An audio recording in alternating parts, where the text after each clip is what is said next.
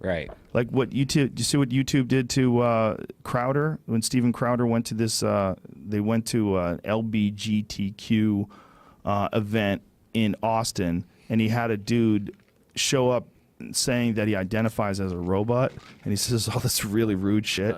Twitter got him in trouble, not YouTube. Was YouTube still have it up?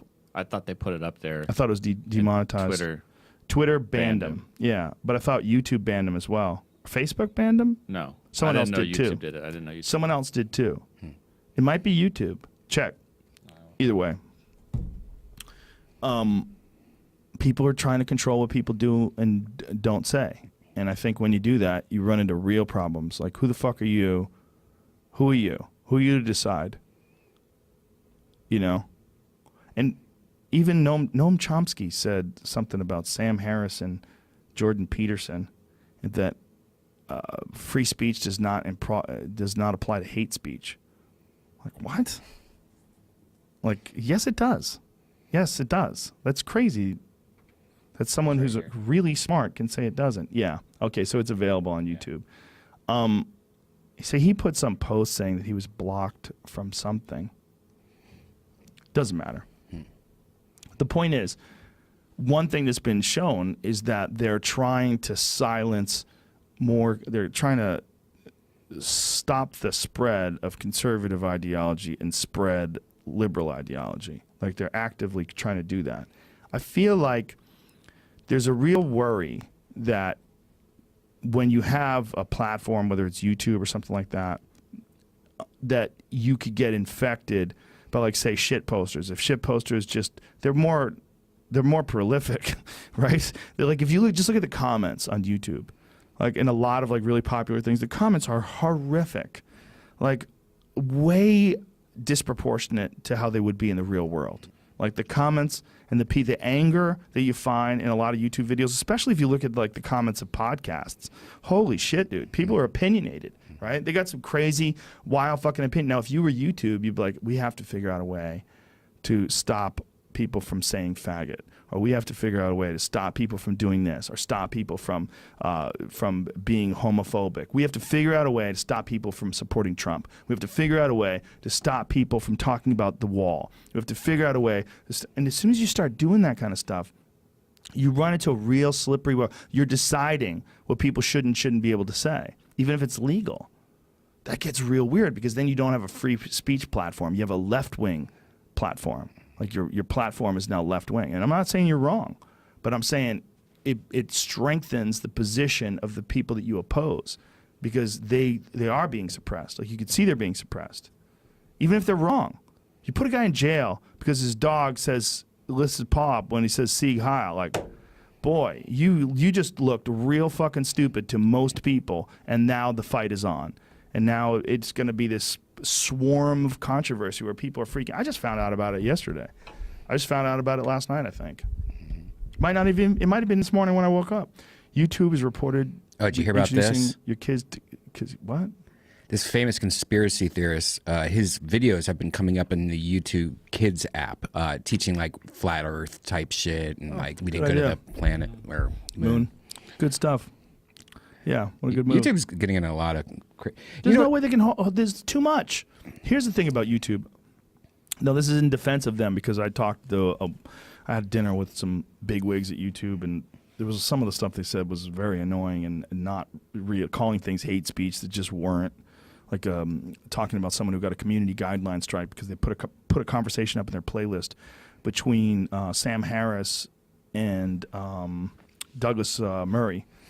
Two intellectuals, and they said that it was because it was hate speech, and I was like, that is, the fact they could just say that just drove me nuts. But they're dealing with who knows how many videos every day. I mean, it's insane. How could they possibly even know the videos? Okay, the total number of people who use YouTube is, what is that number? 1.3 billion. Oh my God. 300 1,300,000,000. 300 hours of video uploaded to YouTube every minute. Almost 5 billion videos are watched on YouTube every single day. In an average month, 8 out of 10 18 to 49-year-olds watch YouTube. One of the things this woman said to me that I agree with her on, I mean, I believe her, because this is not about opinion.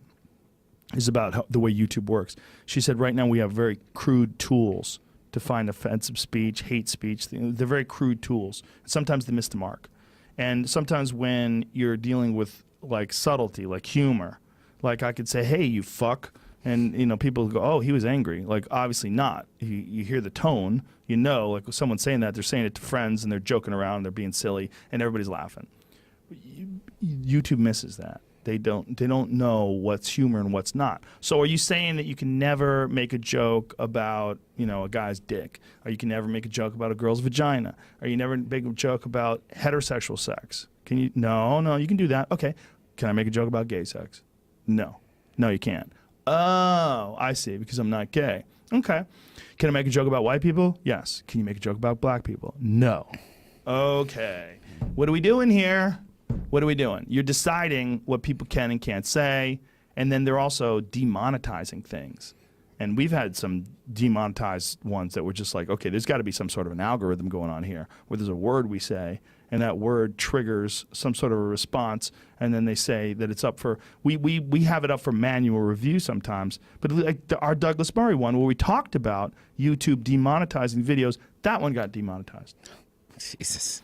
So it's like, okay, are they doing that to fuck with us, or are they doing that because Douglas talked about radical fundamentalist Islam? Like, what is it? In their defense, it's just their platform. They should be able to do whatever they want. Right? Should they, though? Because what are they then? If it's who is they? Who is they? The people they hired? Like, doesn't that shift? Like, the assumption is that everybody who works in management, everybody who works behind the scenes, all shares a mindset. That's crazy. That doesn't even make any sense. That's not even a society. Like group think tanks like that. Like if they all agree, and this was one of the things that James Damore pointed out about Google. It's like they don't leave any room whatsoever for conservatives. Like they absolutely discriminate against conservatives. I'm not conservative. But if I was, and I worked at a company like Google, imagine how fucking on the outside you would feel. Like, is it illegal to be conservative? Like, isn't there a responsible, ethical form of conservatism that's not racist, not homophobic, but presumes that a conservative person in power would be more fiscally responsible, will have economic policies that they agree with, interventionist policies they agree with? I don't think that that's outside the realm of possibility that a reasonable person could be conservative. But if you work for any big tech company, that's not in the menu. You don't get to be that. Like, you don't get to promote that. You don't get to agree with that. It's weird. It's not good because it's not open speech. You're supposed to be able to talk shit through. I like to listen to someone who has a very strong opinion about something and see if it resonates with me. Now, if you stop that or stifle that. I was just going to say, demonetizing a video, though, isn't censoring someone. It's encouraging censorship. This is why, because you don't want to be demonetized. If you have a video and that video can make you $500 if it's up and it gets ads, or it can make you $0. But that's a $500 incentive for you to not talk about whatever the fuck got it demonetized. Right, but that then makes your argument of like, what were you making the content for in the first place? Were you just making it to make money? No. It's a motivation for you to censor your speech. Whatever you're making it for in the first place, you presume that someone was just making it to make it. But there's an absolute monetary value if they put ads on it. So if they take away the monetary value and they do it specifically because you chose a certain subject, that is in fact a form of censorship. What they're doing is encouraging you to self-censor in order to make more money. They can say, hey, you can do whatever the fuck you want, but we're going to decide that if you talk about fill in the blank, that subject, no money. So don't talk about that subject anymore. They're not going to give you money because they're sharing that money with you, though. You could still share that video on your Twitter channel. You could still share it on your blog and still make money if you could find your own advertisers. It's just I see what you're doing. I see what you're doing, but it's not a good argument. The reason why it's not a good argument is because they made a concerted decision. They made a very clear decision to take away the ads on videos where they don't like what you're saying. That just could be because they don't have advertisers that are willing to pay them. That's all. That's the way I would look at it. The advertisers that didn't want to pay them because of like Douglas Murray and Sam Harris talking? They just couldn't. Maybe they couldn't find the money for it, and they're like, guess what? This is not monetized. Okay, it's but you don't know this. This is a weird suggestion. I'm making a guess. But you're doing this to try to reinforce your original opinion. No. I don't think it is censorship. It's a form of censorship. I think that demonetizing is not a good thing because of other reasons that it happens on YouTube, because they then have an incentive to share monetized videos because they're making money on them. I get that, but it's just because it's demonetized. What? I don't understand that. YouTube, who has it? No. YouTube has an incentive to share monetized videos because they're sharing in the profit of every single video. Right. A monetized video doesn't. A creator doesn't get 100% of the money. They get half of the money. Right. YouTube gets the other half. So if a video is monetized, they benefit in sharing from it. Right. So that even reinforces more the idea that they're censoring. Yeah, that's what I'm saying. But like they're censoring the ability for it to be shared in the YouTube platform, not on the internet. That's true. As a whole. But they're not censoring. What they're doing is promoting self-censorship by giving you a fiscal reward for following their line. Again, that's just where I'm saying, like, as a creator, if you're making content to just make money on YouTube, then you have to play by the rules. Yeah. I understand what you're saying. But what my point about all this is what they're doing is like they're making they're making these decisions. And who is making these decisions? That also could be definitely said. They should say, these are the rules. Right. I'm the person responsible for making that statement. What are the rules? Here's the thing. Don't say that. They don't say. Yeah, they don't say that. This is what's weird about it. It's totally arbitrary. There's no like written law that you have to follow. There's no like, oh, you can't say cunt. Because if you say cunt, Playtex doesn't want to advertise in your fucking video anymore. Right. Like, no, there's not that. It's weird. Yeah, they don't tell you what the demonetized video is. Like when we get one, they don't say it's because you guys talked bad about YouTube. No, they don't say shit. It's fucking weird, man. Vimeo's never fucked with me in 8 years. YouTube fucks with me every day.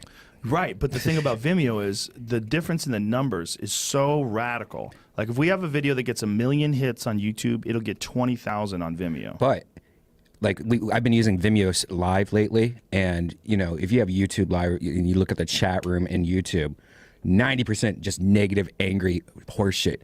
Vimeo community, like I think we had like 400 people last night watching Kill Tony.